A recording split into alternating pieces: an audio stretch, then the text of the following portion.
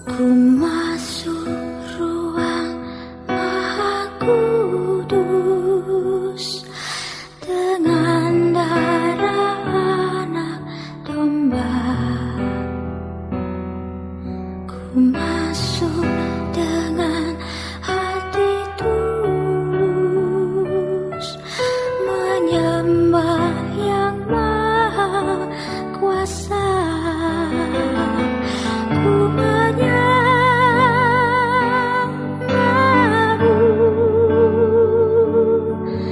ku sembahmu,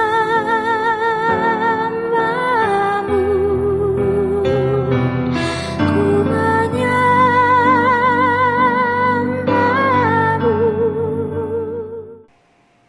Halo saudara-saudariku yang dikasihi Tuhan, salam jumpa kembali. Dan semoga hari ini kita semua dalam keadaan sehat walafiat. Dan kita bersyukur kepada Tuhan bahwa Tuhan selalu dan terus-menerus menguduskan, memberkati hidup kita dengan kasih yang berlimpah. Saudara-saudari yang dikasihi Tuhan, saudara-saudari yang setia untuk mengambil bagian dalam renungan harian Santapan Jiwaku. Hari ini kita bersama-sama kembali merenungkan firman Tuhan, dan Tuhan ingin menyapa kita untuk hidup di dalam kasih. Kita bersama-sama merenungkan Injil Matius bab 5 ayat 43 sampai 48. Mari kita mendengarkan firman Tuhan. Inilah Injil Yesus Kristus menurut Matius. Dalam khotbah di bukit, Yesus berkata, "Kalian telah mendengar bahwa disabdakan, kasihilah sesamamu manusia dan bencilah musuhmu. Tetapi aku berkata kepadamu, kasihilah musuh-musuhmu dan berdoalah bagi mereka yang menganiaya kalian. Karena dengan demikian kalian menjadi anak-anak Bapamu di surga.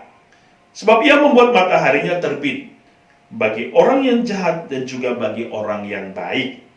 Hujan pun diturunkannya bagi orang yang benar dan juga bagi orang yang tidak benar. Apakah kalian mengasihi orang yang mengasihi kalian? Apakah upahmu? Bukankah pemungut cukai juga berbuat demikian? Dan apabila kalian hanya memberi salam kepada saudaramu saja, apakah lebihnya dari perbuatan orang lain? Bukankah orang yang tak mengenal Allah pun berbuat demikian? Karena itu kalian harus sempurna, sebagaimana Bapamu di surga sempurna adanya." Demikianlah Injil Tuhan. Saudara-saudari yang dikasihi Tuhan, salam damai sejahtera bagi kita. Hari ini kembali kita bersama-sama diajak oleh Yesus untuk menjadi pribadi yang lebih. Pribadi yang plus. Apa yang mau saya katakan? Kita harus menjadi manusia plus. Kita harus hidup plus. Harus lebih. Dan salah satu kelebihan itu yang diungkapkan oleh Yesus hari ini. Jika kalian berkata, kasihilah sesamamu, tetapi bencilah musuhmu. Tapi Yesus mengatakan, oh no. Kalian harus mengasihi musuh-musuhmu. Dan ingat, bukan hanya mengasihi, tapi berdoa. Oke saudara-saudari, ini satu ajakan yang sangat luar biasa, yang mungkin bagi kita sangat bertentangan dengan cara hidup kemanusiaan kita. Ada emosi, ada marah, ada cemburu, ada begitu banyak hal negatif. Tetapi itulah Yesus. Kenapa? Ia ingin mengubah kehidupan kita untuk menjadi sama seperti dirinya, sama seperti Bapa. Makanya Yesus mengatakan, kalian itu harus sempurna, sama seperti Bapa yang di surga sempurna adanya. Tentu Anda akan mengatakan, bagaimana mungkin kita bisa sempurna? Sebab yang sempurna hanyalah Allah. Tetapi perjuangan itu penting. Kita pernah mendengar, practice makes you perfect. Ya. Bagaimana kita bisa menjadi sesuatu yang berbeda, sesuatu yang baru, sesuatu yang sempurna, kalau kita tidak pernah memulai. Yesus hari ini mengingatkan kita, pertama, kita harus berani untuk memulai.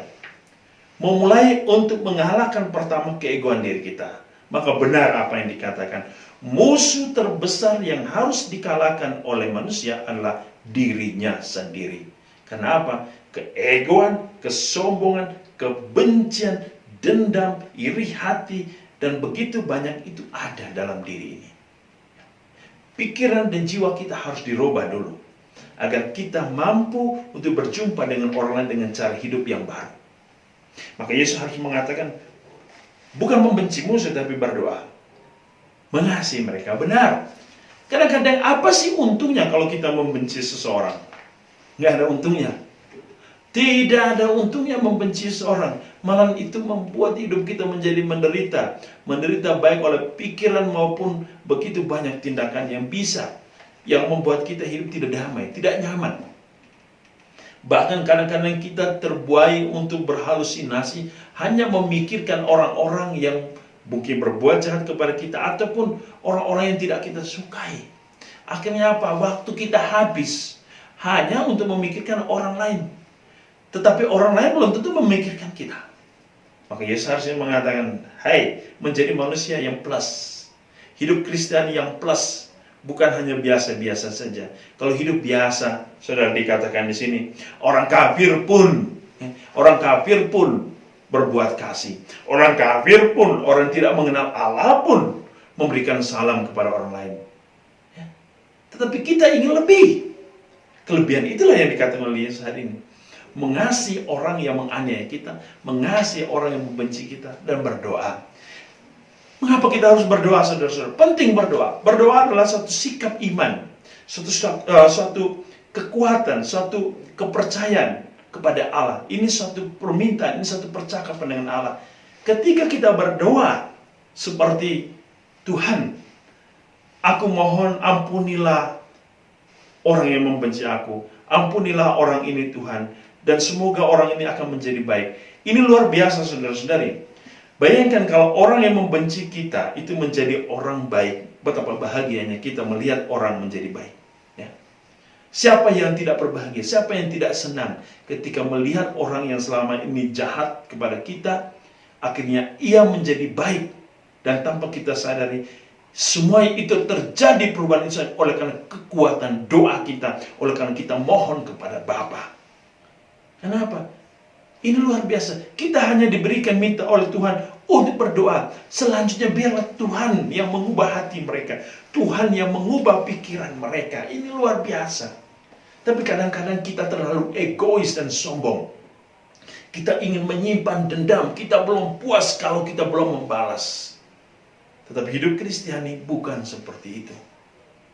Kalau kita berpikir sama seperti itu, bagaimana ketika Tuhan akan membalas segala kejahatan yang dilakukan oleh manusia, oleh karena manusia sering jatuh dalam dosa, maka semua kita akan masuk neraka.